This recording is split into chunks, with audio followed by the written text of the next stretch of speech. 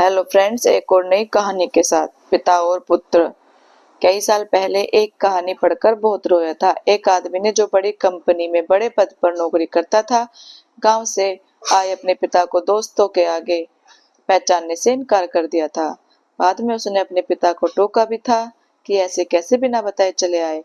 आपको पता नहीं है कि मैं कितने बड़े पद पर हूँ, मेरी कितनी इज्जत है, ऐसे में आप मुंह उठाकर चले आए और वो भी मेरे दोस्तों के सामने। पिता का मुंह छोटा सा हो गया था। पिता आए थे गांव से बेटे से मिलने। पूछते पूछते बेटे के पास पहुंच गए थे। जब मैंने कहीं ये कहानी पढ़ी तो बहुत रोया था। कई दिनों तक मन बहुत उदास रहा। कोई कैसे अपने पिता को दोस्तों से मिलने आने पर संकोच कर सकता है। मैं बहुत से घरों में जाता हूँ, बहुत से लोगों से मिलता हूँ।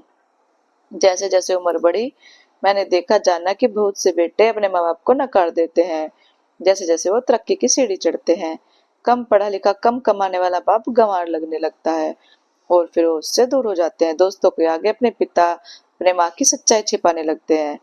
जबलपुर में हम कुछ दोस्त यूं ही टपरी की चाय पी रहे थे।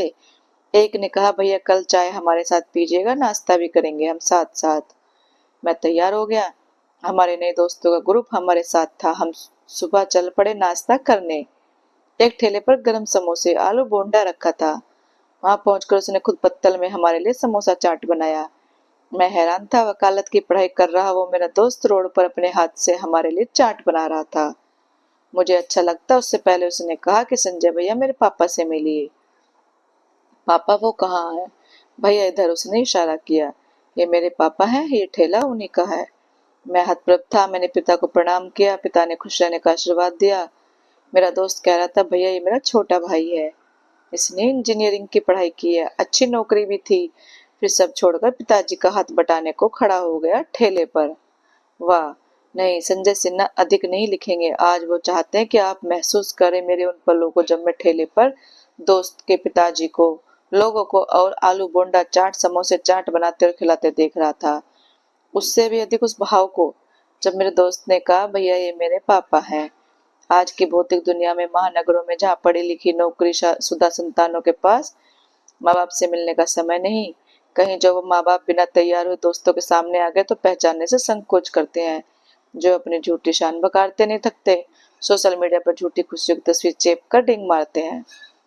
जिनके पास अपने पिता भाई के लिए समय नहीं, वहाँ कोई है जो शान से अपने पिता से मिला रहा था, भैया ये पापा है।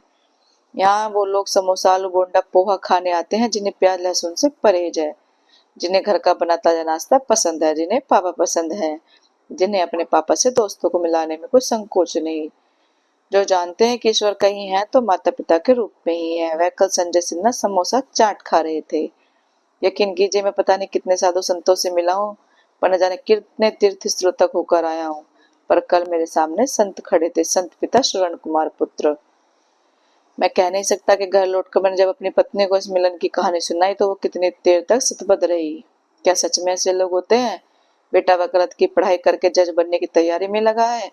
पिता धन्य है वो पिता और धन्य है वो पुत्र। आज आप संजय सिन्हा की कहानी साझा कीजिए, अपने बच्चों को सुनाइएगा कि ऐसे बच्चे भी हैं, ऐसे पिता भी हैं। दोनों का ना जिंदगी से शिकायत है, ना परिस्थिति से शिकायत है। कल मेरे पास शब्द कम पड़ गए थे, आंखें मौन हो गई थी। खुद नहीं देख कर आया होता, खुद नहीं मिलकर आया होता तो यह कहानी आपको कैसे सुनाता। जिनके मन में जरा भी हीन भाव ना हो, उन्हें एक बार इस पिता की तस्वीर देखनी चाहिए, उस पुत्र की तस्वीर भी देखनी चाहिए, बस और कुछ नहीं। खुश रहना मेरे भाई, बहुत भाग्यशाली होते हैं वो जिनके सिर पर पिता का साया होता है। तो दोस्तों, कैसी लगी आपको ये कहानी? अच्छी लगी हो तो प्लीज लाइक कमेंट और शेयर करना, चैनल को सब्सक्राइब करना। Thank you.